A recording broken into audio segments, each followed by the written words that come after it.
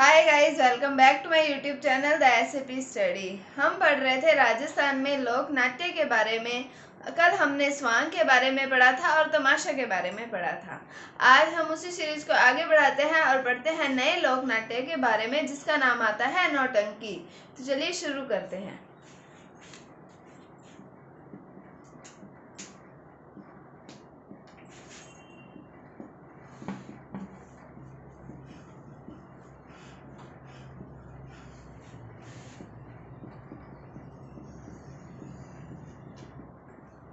तो पढ़ते हैं हम नौटंकी के बारे में। तो हम बात करें सबसे पहले इसके प्रवर्तक की। तो इसके प्रवर्तक आते हैं भूरी लाल जी। क्या नाम आता है? भूरी लाल जी।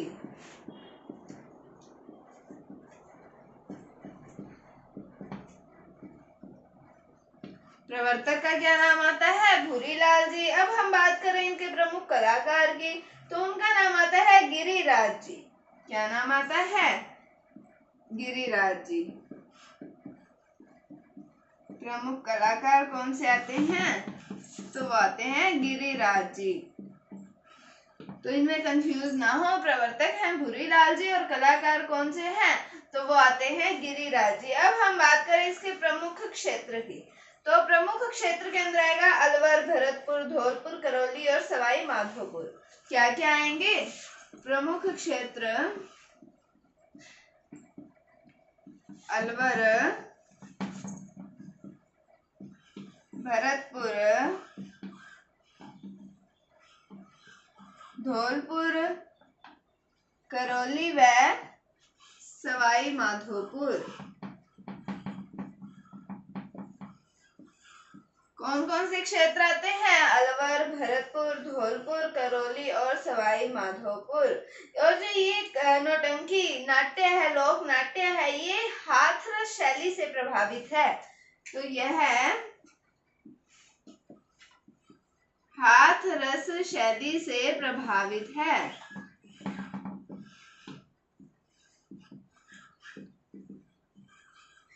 तो प्रवर्तक कौन से हैं? भूरीलाल जी। कलाकार कौन से हैं? गिरिराज जी। प्रमुख क्षेत्र कौन सा आता है? अलवर, भरतपुर, धौलपुर, करौली और सवाई माधोपुर।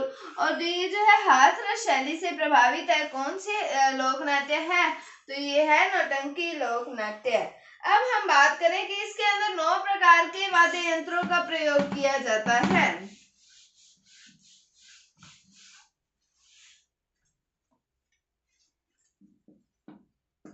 इसमें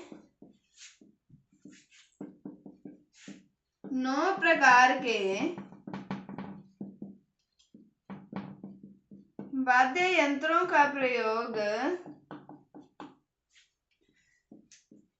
किया जाता है। कितने प्रकार के वाद्य यंत्रों का प्रयोग किया जाता है? 9 प्रकार के वाद्य यंत्रों का प्रयोग किया जाता है, जिसके अंदर हम प्रमुख वाद्य यंत्रों के बारे में पढ़ते हैं। जैसे कि पहला नाम आता है नगाड़ा। तो प्रमुख के अंदर बात करें, क्या नाम आता है? नगाड़ा। फिर हम बात करें ढोलक, नगाड़ा, ढोलक। फिर हम बात करते हैं सारंगी, डफली और चिंकारा। सारंगी, डफली और चिंकारा। तो 9 प्रकार के वाद्य यंत्रों का प्रयोग होता है। प्रमुख कौन कौन से आते हैं? नगाड़ा, ढोलक, सारंगी, डफली और चिंकारा आते हैं। अब हम बात करें कि नौटंकी के अंदर प्रचलित कहानियां कौन कौन सी आती हैं।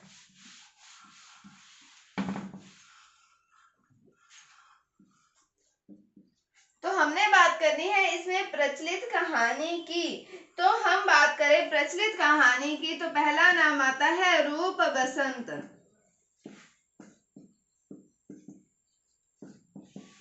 क्या नाम आता है? रूप बसंत। प्रचलित कहानियां नौटंकी के अंदर जिन कहानियों पर नौटंकी की जाती है, तो उसके अंदर सबसे पहला कौन सा आता है? रूप बसंत। फिर हम बात करें, नाम आता है नकाब पोश। राजा भर्तहरि। रूप बसंत नकाब पोष राजा भर्तहरि।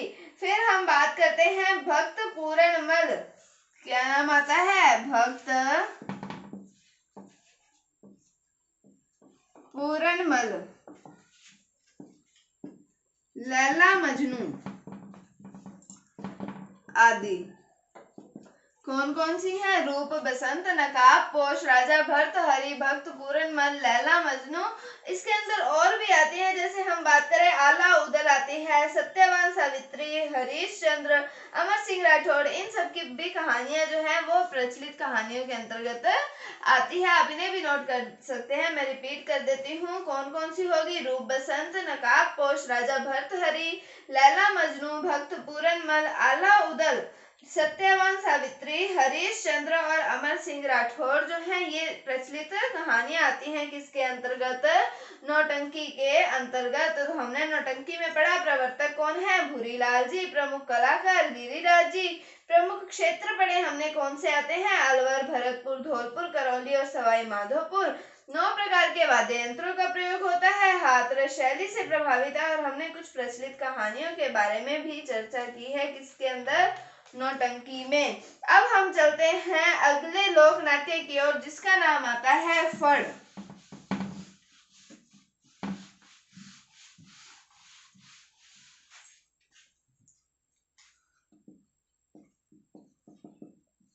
तो सबसे पहले हमने बात करनी है फड़ की। हम इसके मूल शब्द को लेते हैं। तो मूल शब्द होता है इसका पढ़, मतलब जो पढ़ने वाला पढ़ होता है वो होता है इसका मूल शब्द।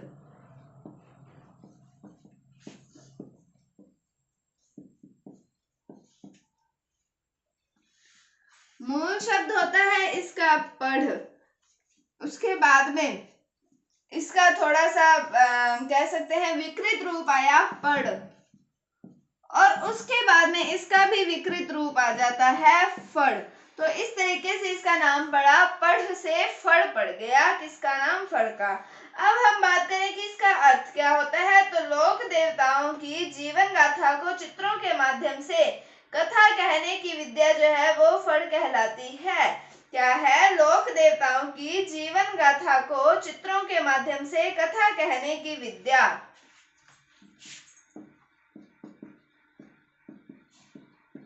लोक देवताओं की गाथा को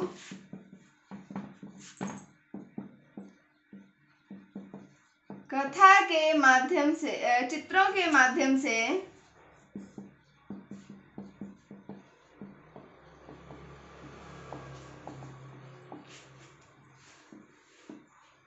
कथा कहने की विद्या।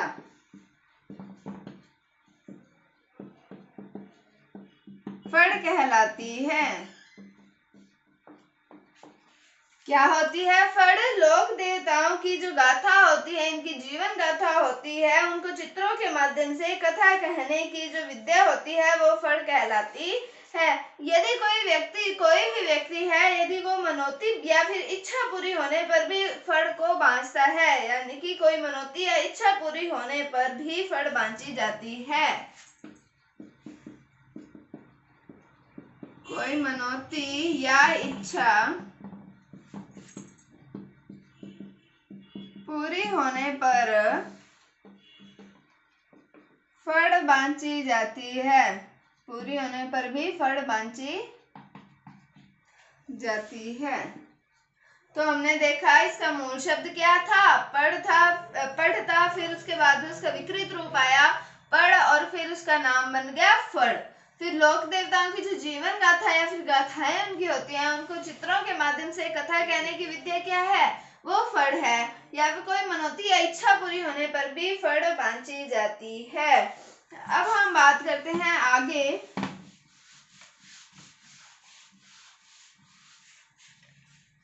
अब हम आगे बात करें ऊंट या फिर ऊंटनी के बीमार होने पर भी बाबूजी की फड़ बांची जाती है। किसके? ऊंट या ऊंटनी के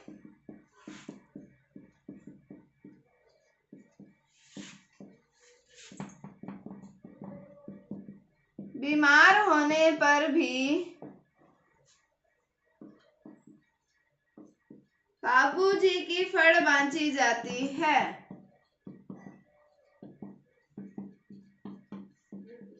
ऊंट या ऊंटनी के बीमार होने पर किसकी फड़ बांची जाती है? बाबूजी की फड़ बांची जाती है। और ये रावण हत्था वाद्य यंत्र पर दिन में इसका वाचन होता है। तो बाबूजी की फड़ का रावण हत्था वाद्य यंत्र पर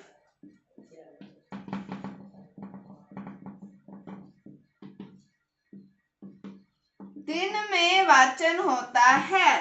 किसका? बाबूजी की फड़ का। तो फिर हमने देखा, अब फिर हम बात करें कि भैंसासुर की जो फड़ है उसको बांचा नहीं जाता है।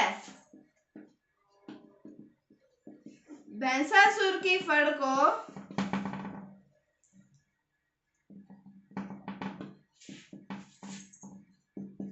बांचा नहीं जाता है। तो हमने देखा ऊंट ऊंटनी के बीमार होने पर बाबूजी की फड़ बांची जाती है। रावण हत्था वाद्य यंत्र पर दिन में वाचन होता है।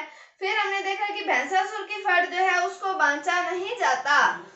किसकी? भैंसासुर की फड़ को। फिर हम अब आगे बात करते हैं कि देवनारायण जी की फड़ जो है उसका वाचन रात्रि काल के अंदर होता है। जंतर वाद्य यंत्र पर बांची जाती है देवनारायण जी की फड़।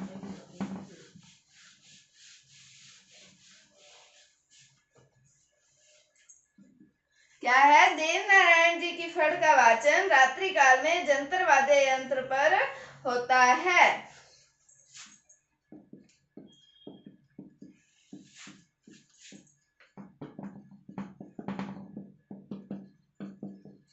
देवनारायण जी की फड़ का वाचन रात्रि काल में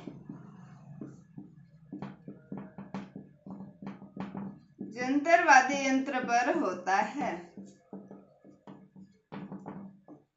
और हमने ये भी पढ़ा है कि देवनारायण जी की फड़ जो है वो सबसे पुरानी है और सबसे लंबी है।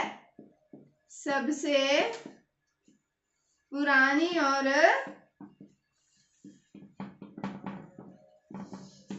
सबसे लंबी है।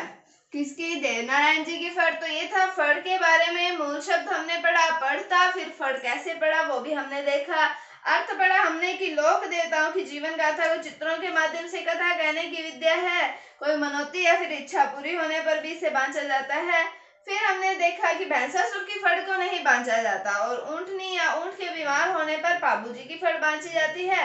रावण हत्था वाद्य यंत्र पर दिन में इसका वाचन होता है और देवनारायण जी की फड़ का वाचन रात्रि काल में होता है। जंतर वाद्य यंत्र पर बांची जाती है। ये सबसे पुरानी और सबसे लंबी फड़ है। तो आज हमने क्या पढ़ा? आज हमने पढ़ा फड़ के बारे में और नौटंकी के बारे में पढ़ा है। तो उम्मीद है आपको समझ आया होगा। अगर आपको इसमें कोई डाउट है तो आप कमेंट सेक्शन में पूछ सकते हैं। अगर आपको वीडियो थोड़ी सी भी अच्छी लगी है तो इसे लाइक कीजिए, शेयर कीजिए। चैनल पर नए हैं तो इसे सब्सक्राइब जरूर कीजिए। Thank you, thanks for watching, bye bye.